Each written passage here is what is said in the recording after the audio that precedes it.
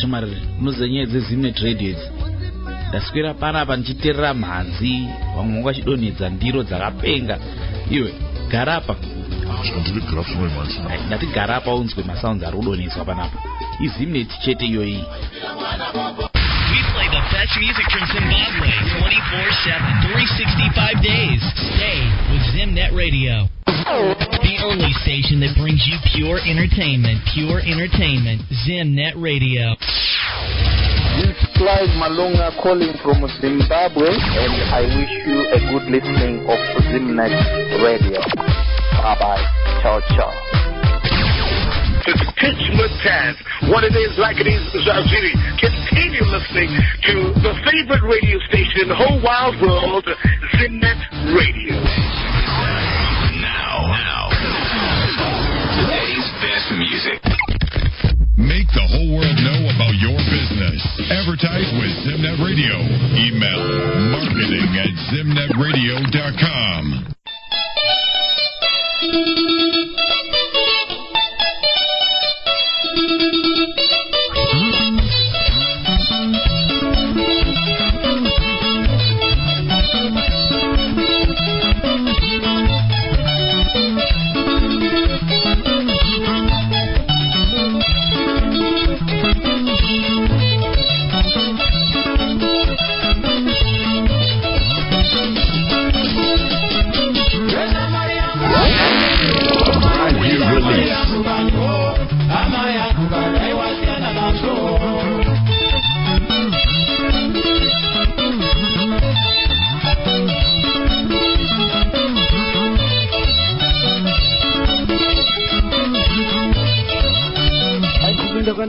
Chikomana chitsva effort muchoko eningwerewere best sounds yapanganivanziso zvakaita muupenyu ne6 tracks takutopinda nemabrenda da kambo kanonzi Marcelo anditone kafriday kanenge Monday iwe shuga pashuga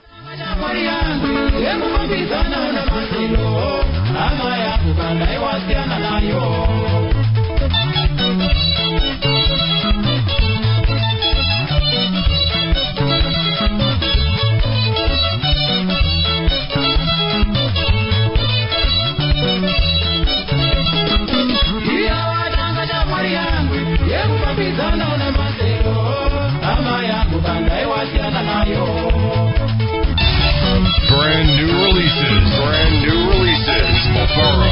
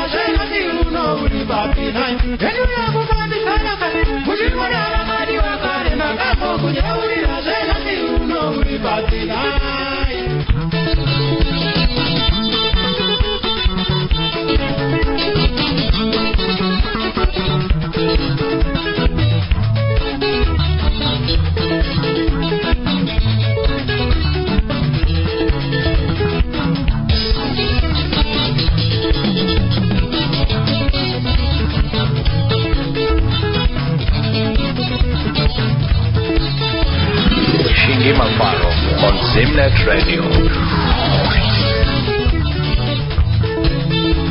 Yekuramba muchifambidzana namaselo mwachakuwara ipapapa vakomana ngwerewere best sounds kubva paubhamu rakanzizvo zvakaita muupenyu. Mukoma effort muchogo vari kuuya mukoma ivava ndambokuudzai ndozotandira kukuudzai vari kuuya mukoma ivava. Appointment already agreed. Time and place and date zvese. Rekera unzwe zako iwe. Wapiwa yambiro waikona uzotandira kupiwa yambiro anzisiyana nekufamba namaselo yo. Ambomarakata kwa 6 tracks rikuwanika ririkupisa the hottest property in the market, eh?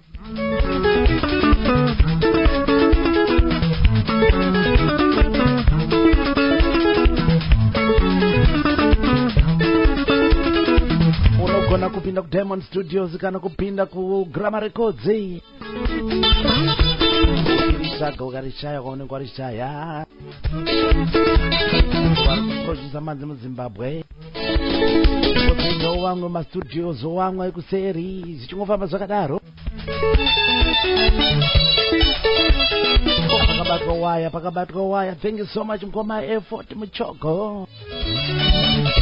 Vari kuuya ndakuyambirai kana ndasakati mumbonzwa mhanzi dzacho tisati tawaunza pamhepo live. Kuti muzongodhumana nawo pamhepo muzongoti ako akambobva nekupi komuyimbi uyo.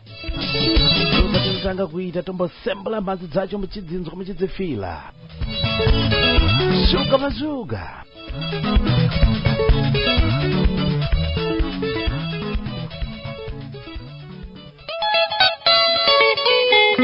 Bora mugedhi vakomana venkosi mbikuru munovaziva vakambofamba namukoma Maya Kusenga vakarova kamboka pamuchato waTobiazi. Avo vadzoka nealbhamu itsva rinonziterera vakatungamirwa nechikomana chinonzi Semabukwa. Kambo kanonzi Parudo rakatakura 6 tracks zvakare itsva. Achida paDiamond Studios unoriwana albhamu racho paZimbabwe paHarare.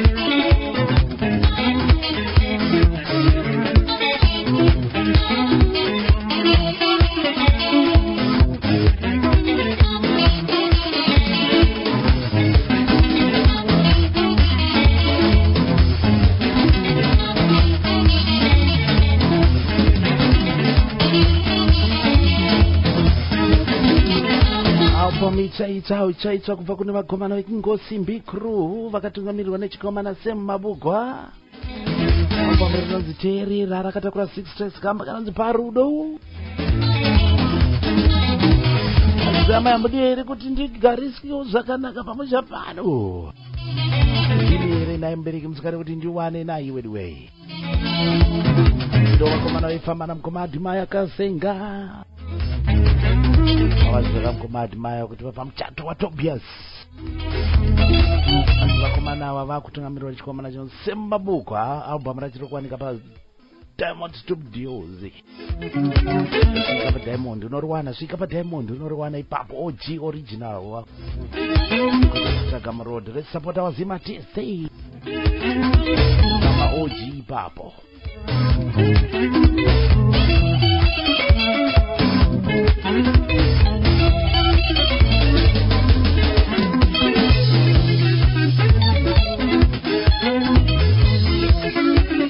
Ita kudada kuvaira nemanzi eZimbabwe na Zimbabwe ndo saka tisingabude kunze border to border Zambestri mpopo mutare to plum tree mukati momo atibude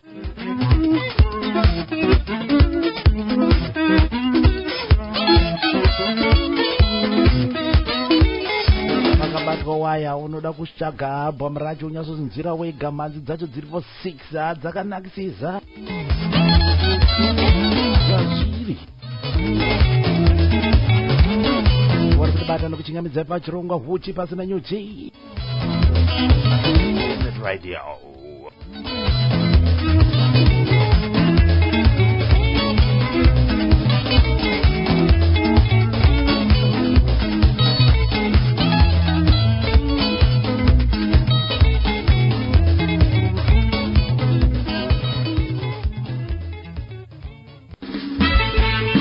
Chikamu chine chikungobvumburudza itsva icho chete. Vakomana vatsva havasi kumira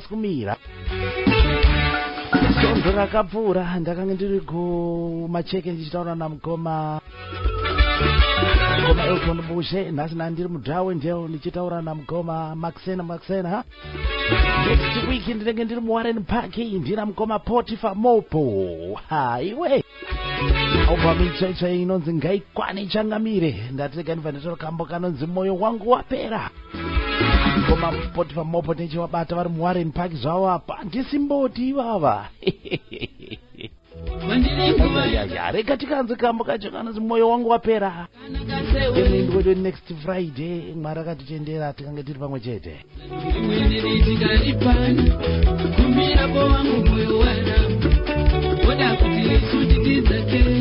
Moyo wangu waenda baby, moyo wangu waenda utora. Moyo wangu wapera nerudo, tesa moyo wangu wapera baby, ini moyo wangu wapera uta. Tesa moyo wangu wapera baby, ini moyo wangu wapera nerudo, tesa moyo wangu wapera baby, ini moyo wangu wapera chidida.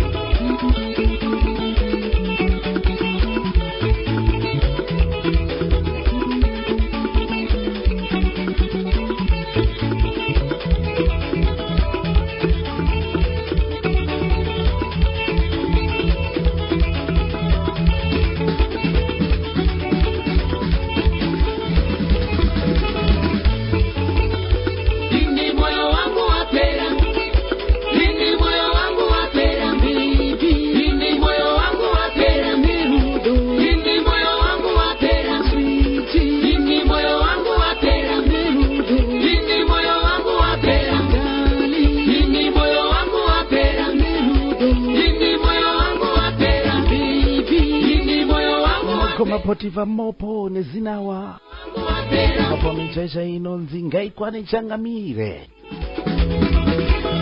Chako zilisaika kamboka satikarira kandikati ndiye muimbi wedu watengeti naye sondo rino tevera pachisano Mari vatichengeta tengeti titeze vanobuda zvaone muwarren park umo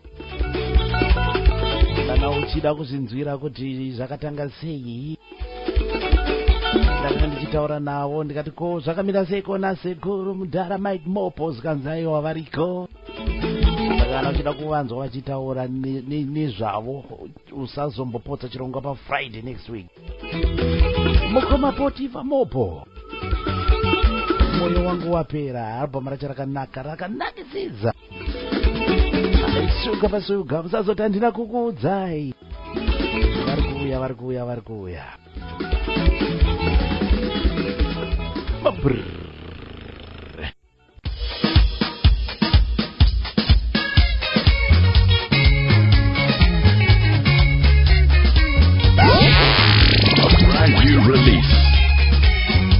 kupinda kwandaita muchitaoni ndiri kusosangana namukoma Chibage Mapudege and the original sounds of the Muddy Fezi paabhamu ichaicha inonzi moto muzhinji Fire kambo kanonzi Tsamba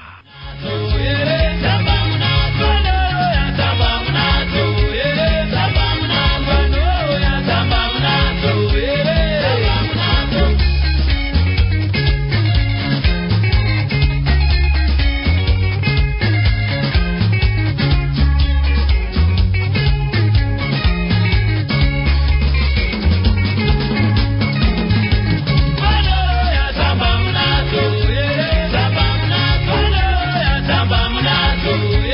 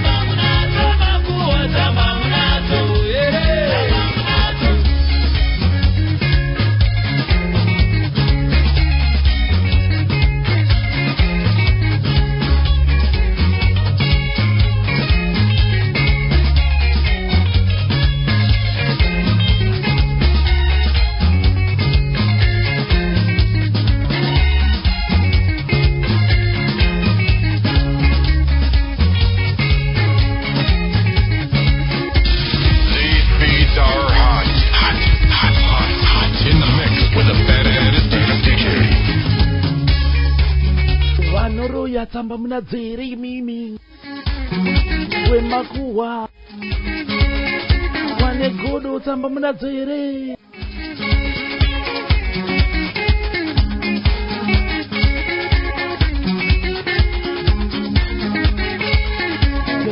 kuti vana chiremba vane matsamba vakatokwalifaya vane mabheji vane mapini kana manesi vakatokwalifaya vane zvitupa zvokuti manesi kuimimi munoroya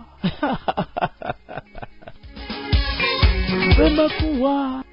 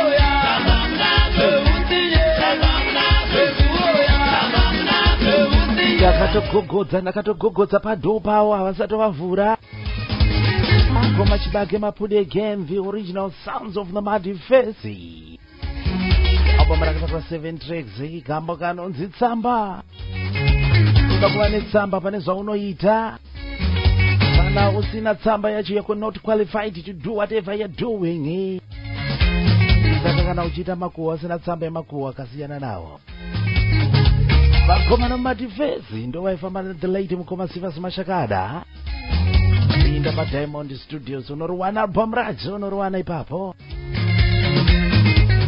maoji chete kumuri yeZimbabwe ande chiro zvakanaka nako kambaka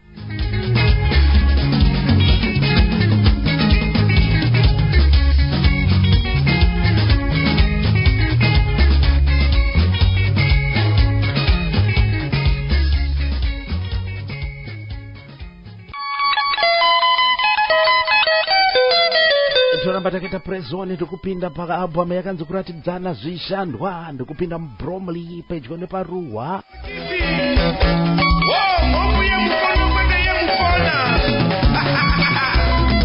wabuda muruwa mbichana unobva unopinda muBromley ndoma vanobatika varimo momo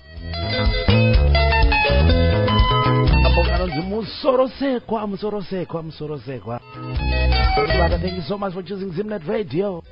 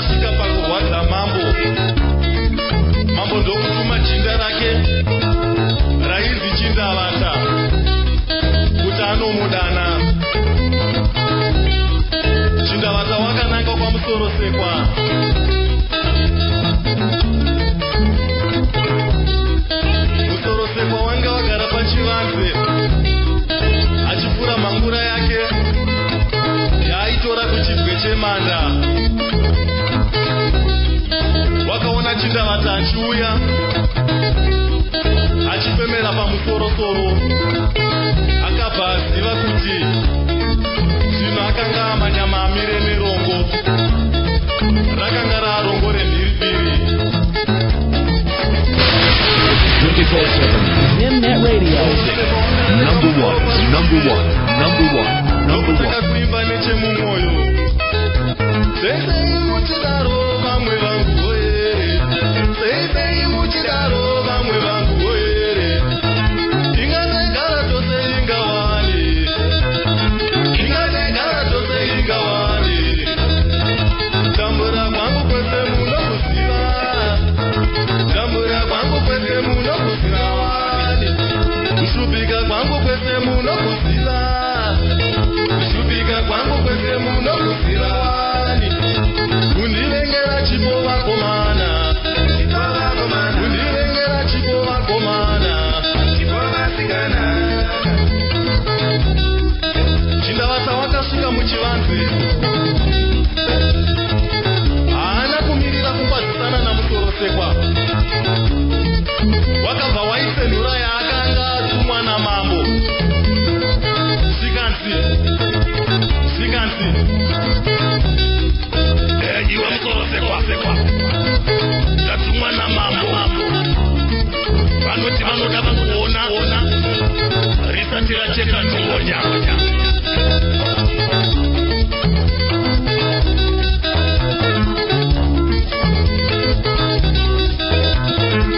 Chindavata haana kumirira kuti musorosekwa apindure. Akabva atema gotsi nechitsitsino. Pakarepo musorosekwa wakasimuka ndokubereka maoko kumusana, musoro parutivi, wotera ari nechekure achiimba nechemumwoyo. Sikanzi. Kundivengera chipo vakomana. Kundivengera chipo vakomana. Chipo chandakapiwa nemusiki. Chipo chandakapiwa nemusiki.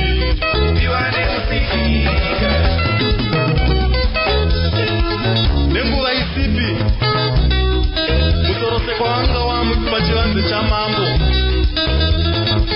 Mambo haana kukwadzisana namusorosekwa. Akabva aisenhura yake. Sikanzi. Ndiwe musorosekwa kaiwe. Mizhane mbiri. Zvino zvandinoda kuti undiitire. Ndinoda kuti undigadzirire jinda remhangura. Rinofema. Rinotaura. Risinganete pakurwa. Ndapedza newe.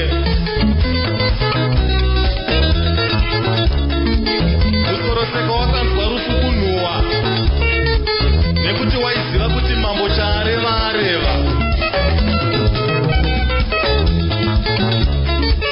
Woyo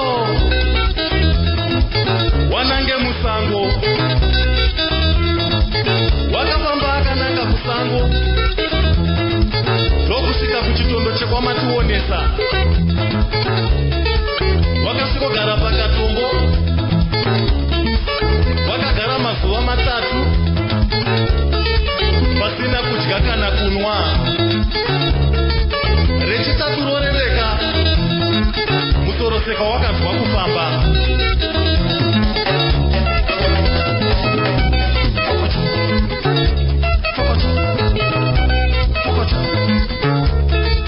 Wakasimuka woda kutiza. Pakarepo ndokunzwa kuseka. Sikanzi.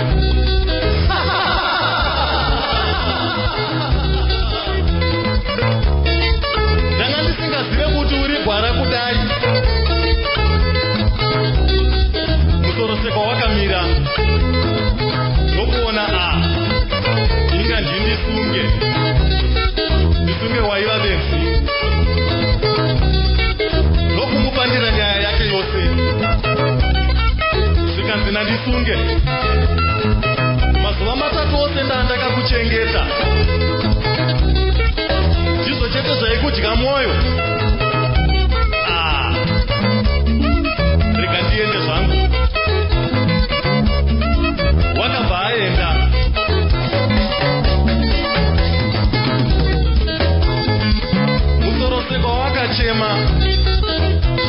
musandifunge sisi ndokubva adzoka zvika ndichiteerera uzwe ranga kukubandira rauchanotaurira mambo izwa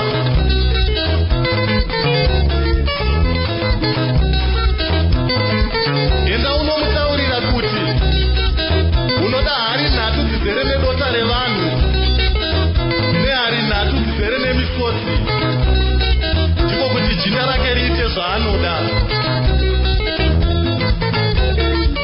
Musoro seka wakamhanya wakananga kwamambo ndokusvikomupandira nyaya yake zvikanzi namambo hainetsei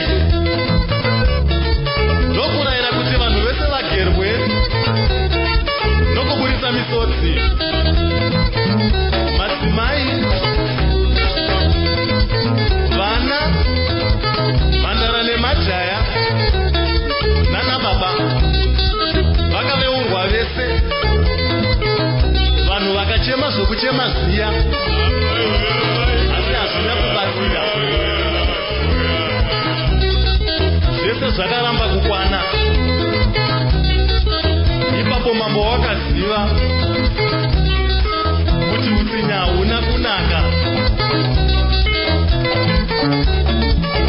Kamba kanonzi musoro sekwa kubva paalbhamu kuratidzana zvishandwa chenjera kuti unovengerwa chipo chako chawakapuhwa naMwari ufunge zvako.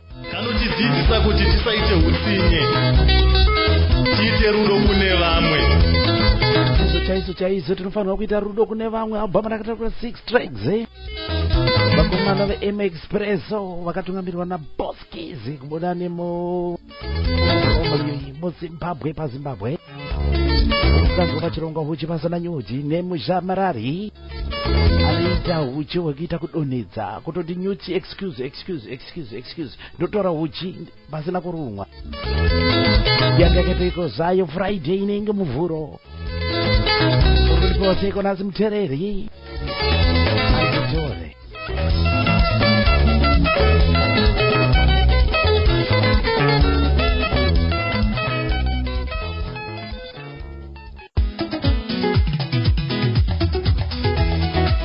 Zimnet Radio yatipengesa zvonene kubva kwanyajena kwamushovi kumatendegwi kose vakomana vemombe dzotodya mumunda nemi veZimnet Radio.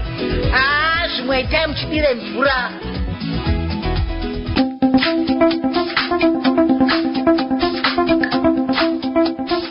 Do you want to be a DJ or presenter? Are there times when you feel like you can do it? This is your chance to be on radio. Come join us and get the best training on how to be a professional DJ. Get in touch, email us at personnel@zimnetradio.com and fulfill your passion. Zimnet Radio, the people's choice. You have a business and you really don't know how to get it out there? Why not advertise on Zimnet Radio? Send your email to marketing@zimnetradio.com. That is marketing@zimnetradio.com today.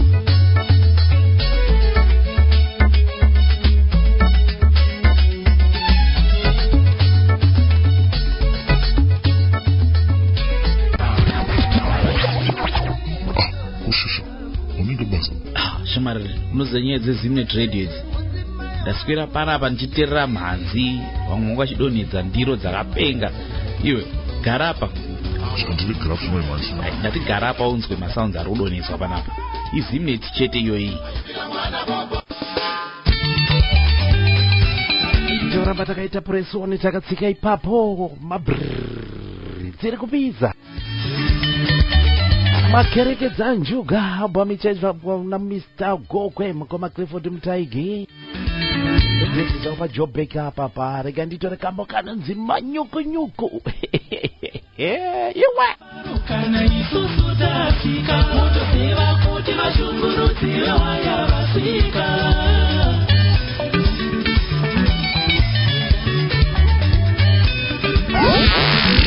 Brand new release. Mafaro kana isusu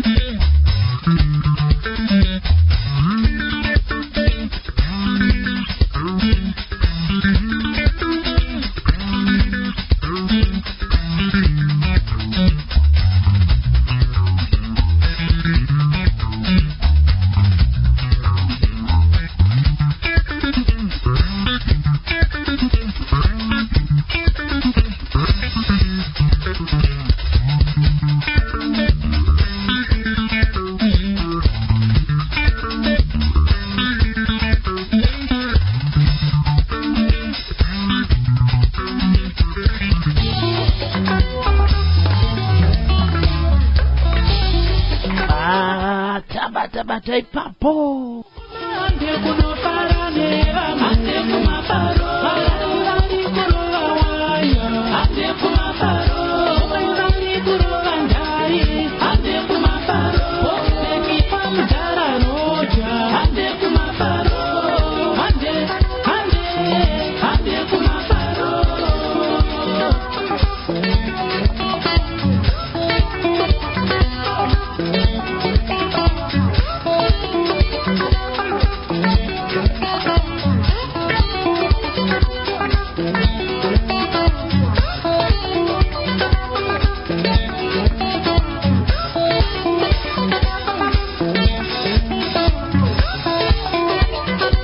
Tende kuMafaro finance minister swedera padhuze nekuti zvinodaoneka mbichana muhomwe umo.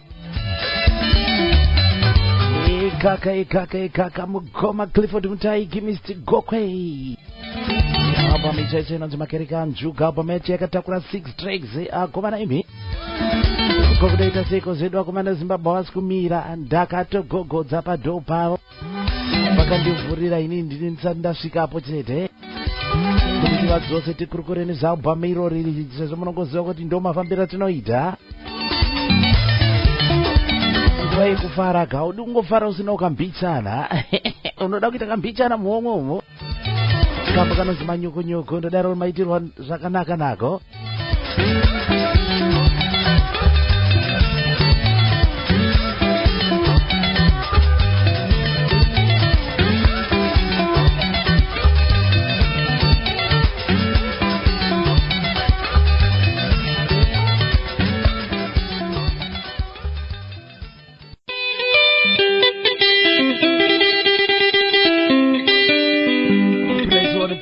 Press one ndiri kupinda mukadoma. Vakomana kuti Nya Express vakatungamirirwa namukoma Solo Moyo Senior Gweja kana kuti babata naka. Album ichaicha inonzi senerera ipapo ndikutora kamba kanonzi kakwari. Vakomana imi chenjera kurasa chiri mumaoko chida kugamuchira chawavimbizwa. Azima wanyeberwa inzwa kambukachi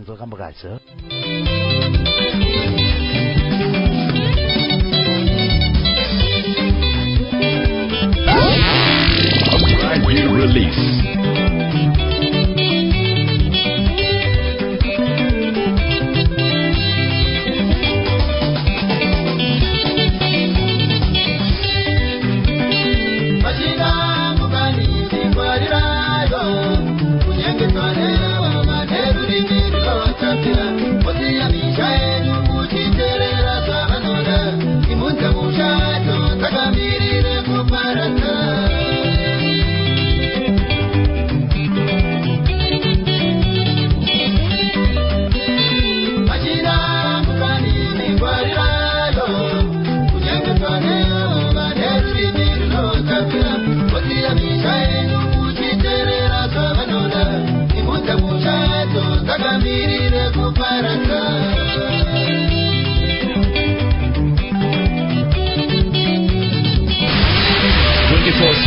Net Radio. Number one.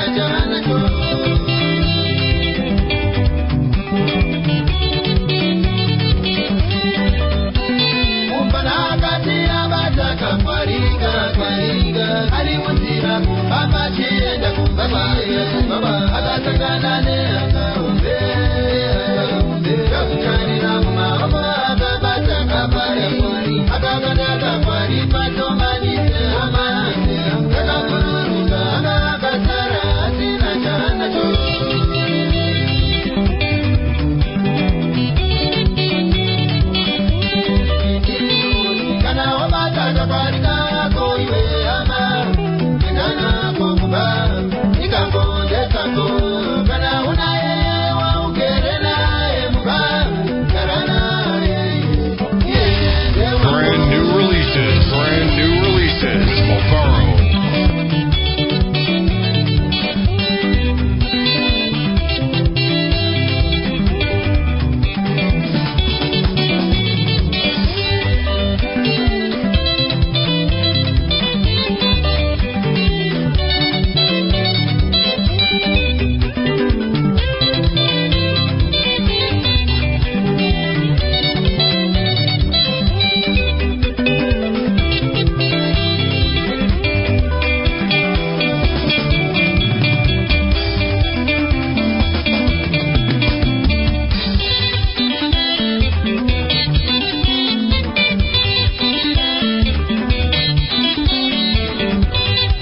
wakabata kakwari wakuzosangana nehanga wakuregedza kakwari hanga ichibva yabhururuka wasara usina chinhu.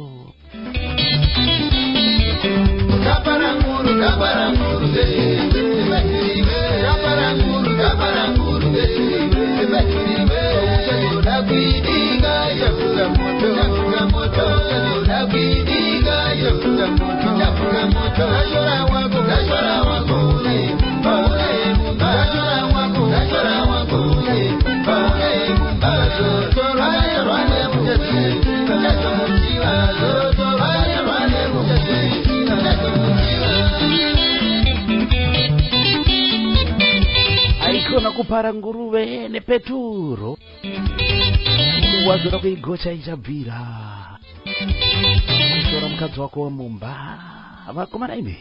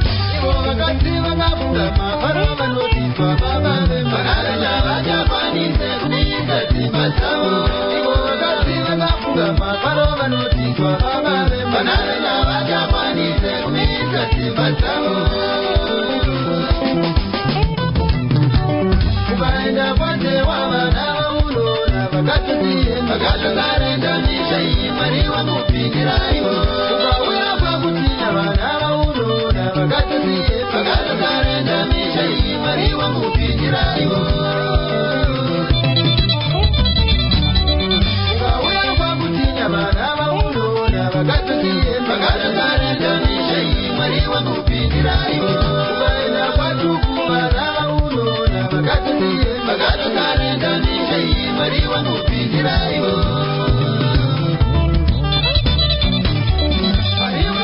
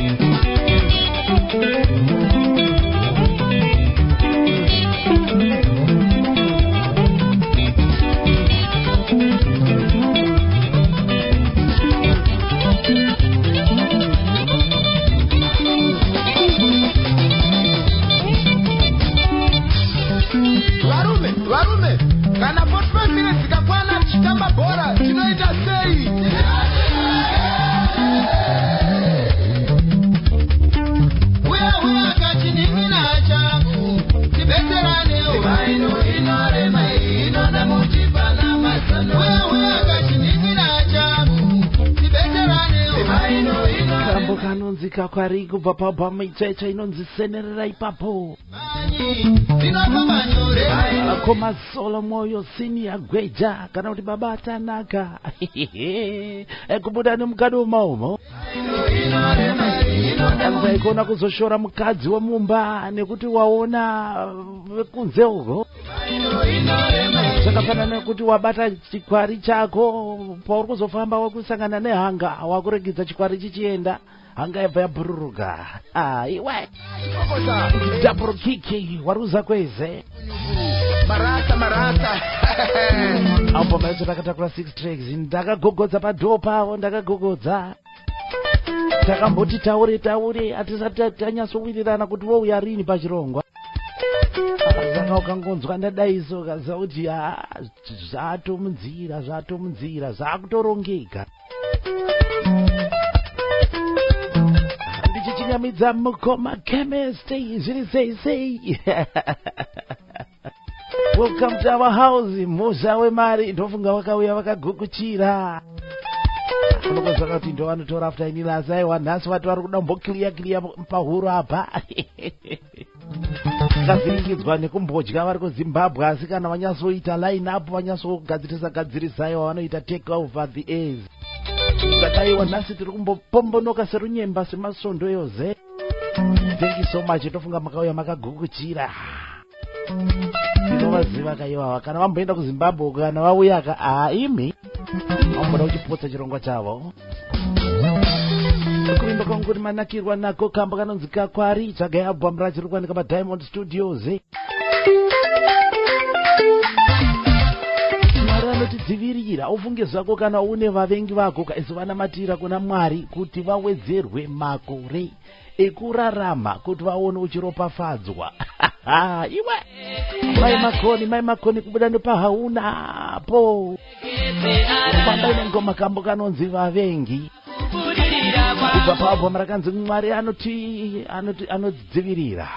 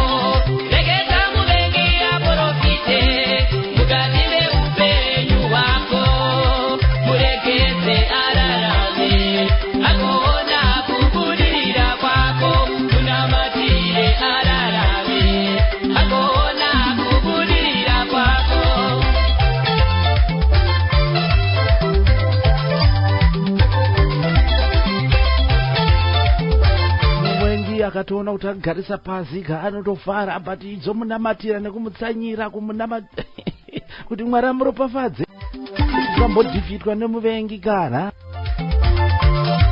kuti atoona uchiropafadzwa. Amaiwe zangu notikundisa Jehovah Towers of Grace Singers vakatungamirirwa namai Makoni kubuda nepahauna kwa Mutare.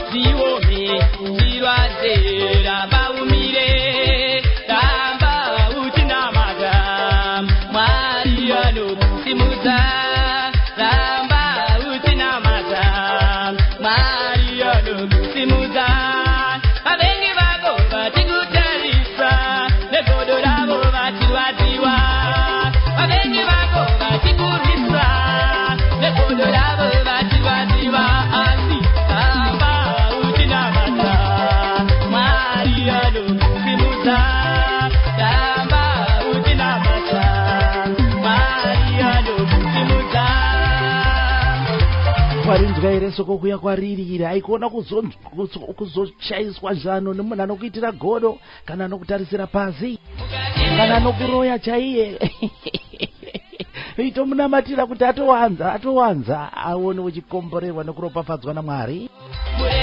Pambokano dzomuvengi kari kubva paubhama inonzi anotikundisa Jehovah mai Makoni Towers of Grace Singers. Vakomana imi ndoita zvekudiniko zangu naiwediwi suga pasuga takambokurukura nawo pachirongwa mai Makoni.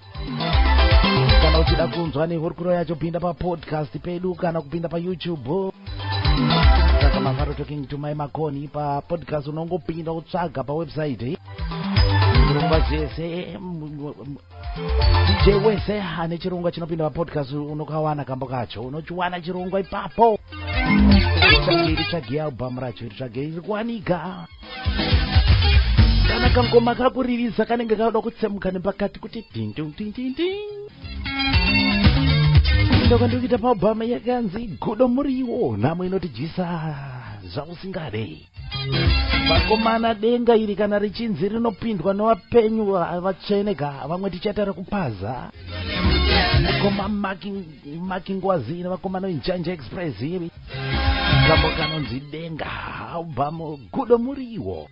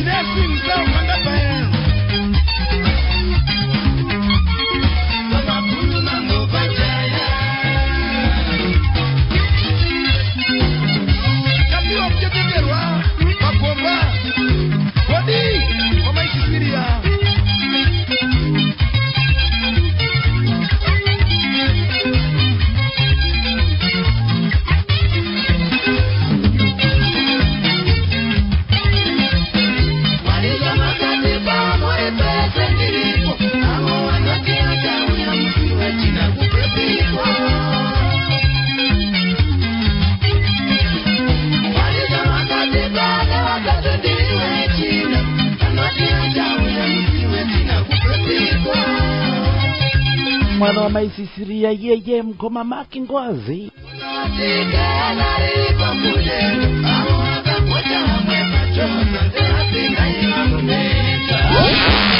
A brand new release.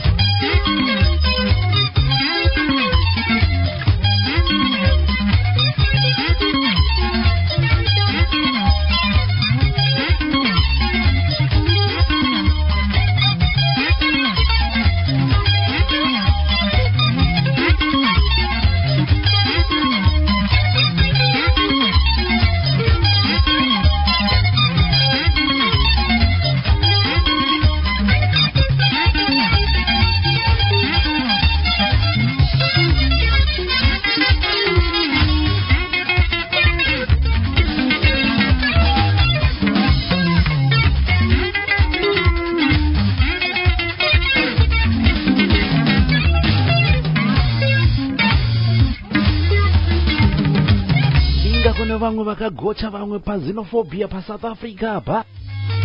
Koma ungazoti denga antigena riri kudenga ere riripo pasi apa. Size 5.5 yebhutsu ndoyo yavanopfeka baba maiki kana wada kwatsvagira. Koma mazingwazi anze pamabhuru mango pajaya ipapo. Wakananga kunjanja.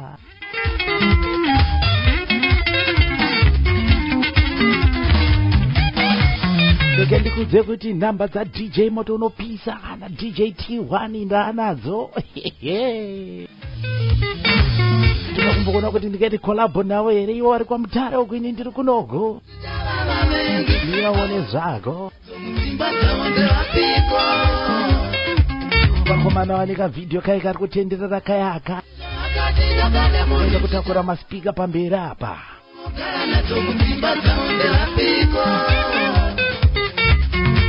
Ndichakuudzai chete, ndichakukwidza chete, ndoda kumboita korabo navo vari kuZimbabwe.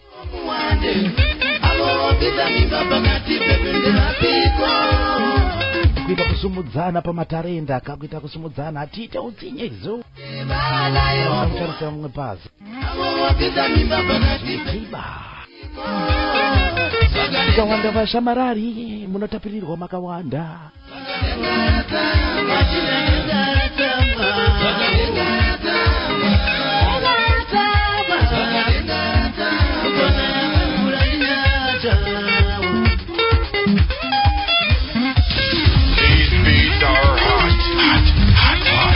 In the mix with the badass DJ.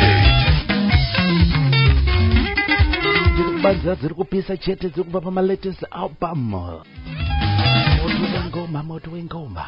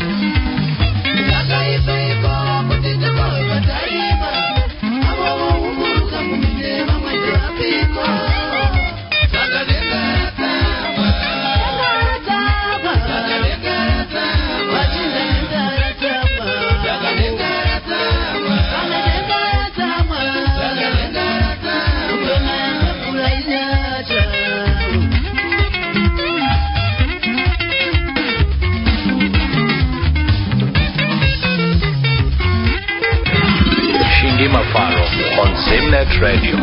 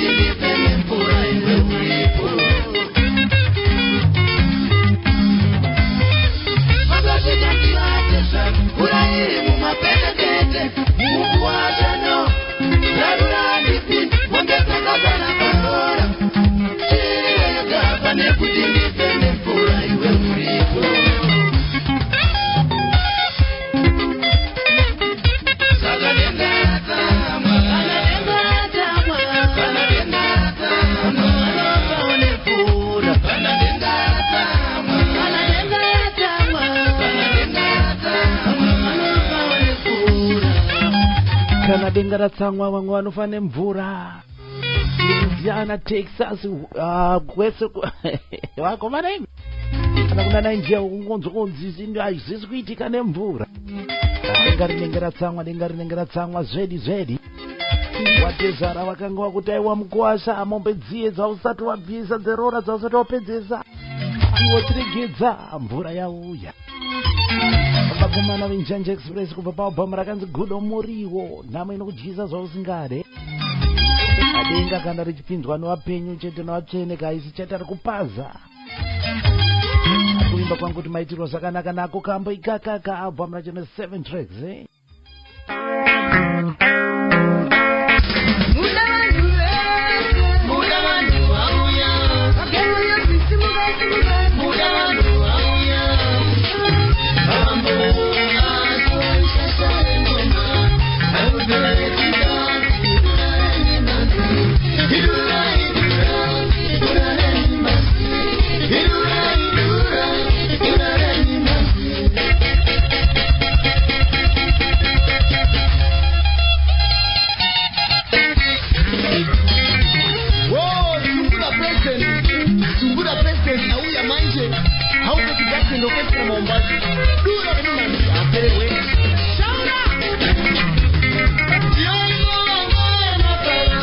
Mafaro inorekidzwa zvichanaka kambo kangu kokupedzesera mukati mezuva ranhasi.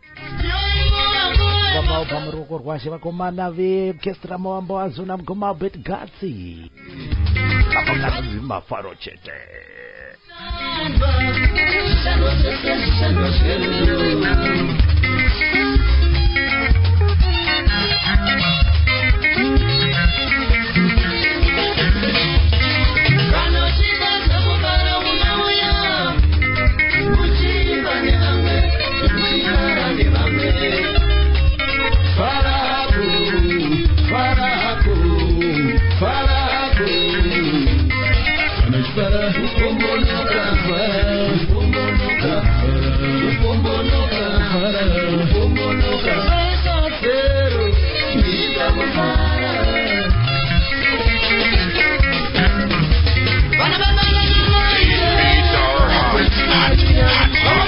In the mix with the baddest DJ.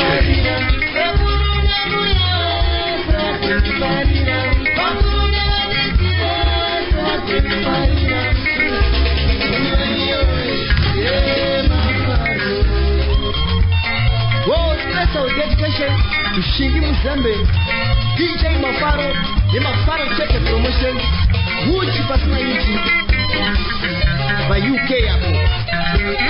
World and Planning Global, supported by Karanoza, Nomen Japambwa, Magarampi, the producers, that is the photo.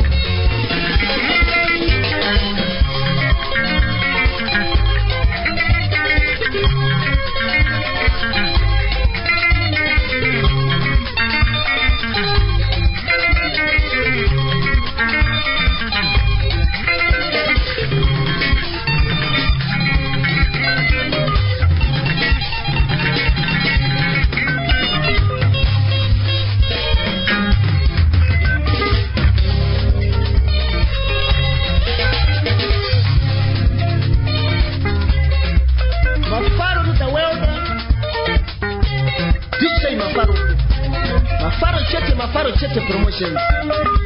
Hali na yo.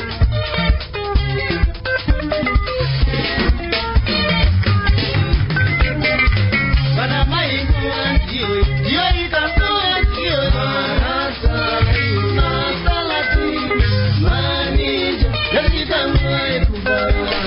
Marasa. Na salati.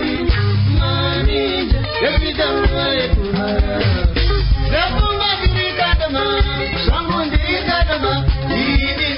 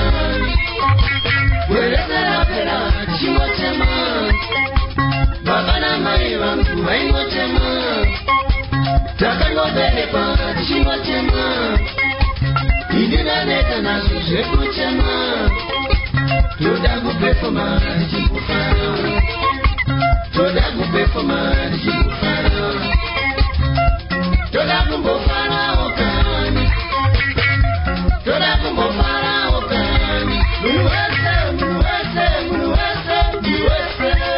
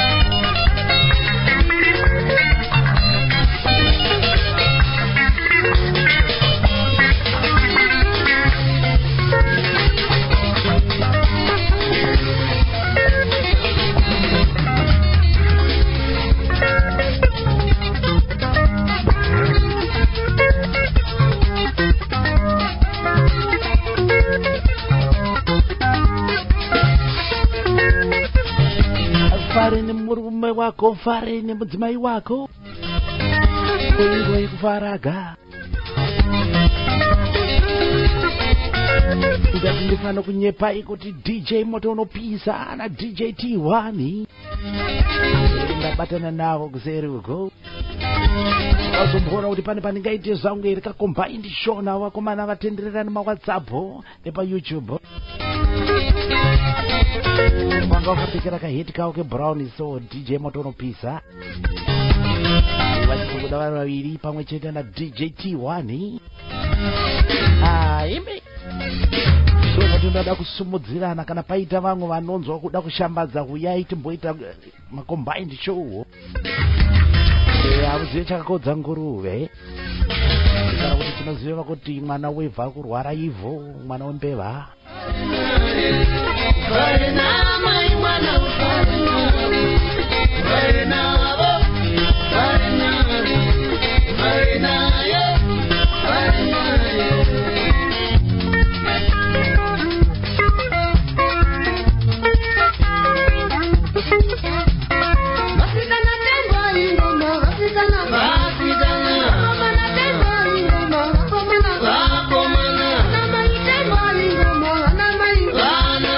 Mama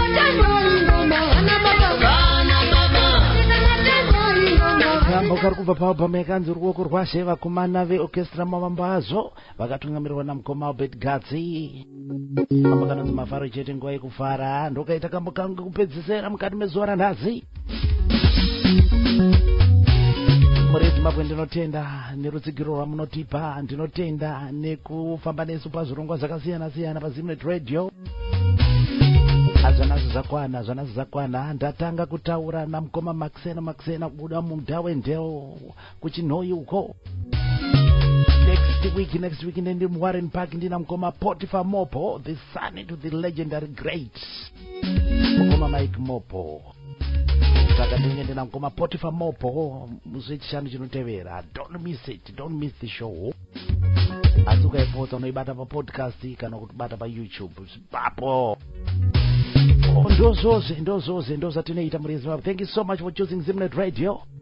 Namba imuripo ndinoda kukuzivisa kuti very soon welcome to our house. We'll be back with the bangs hombe. Ndinoimba kuti vakauya vakagukuchira mukoma Kemi saka ndozoze kondo mafambirazo. Thank you so much for choosing Zimnet Radio muri Zimbabwe. Ndapedza toonana next week. Mwari atitendera, Mwari atichengeta. Thank you so much.